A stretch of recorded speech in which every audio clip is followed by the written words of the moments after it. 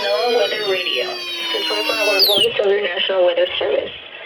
Finally, was a test it's of the public warning and alarm 6:54. for transmitters in the Florida listening area, originating from Ruskin, Florida.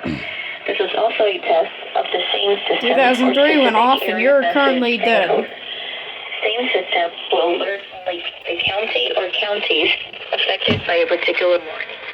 These tests are conducted each Wednesday between 11 a.m. and noon, and again between 6 p.m. and 8 p.m.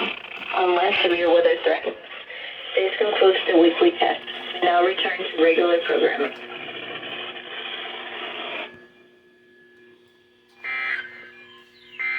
Oh. Your coastal waters forecast for the case. Okay then.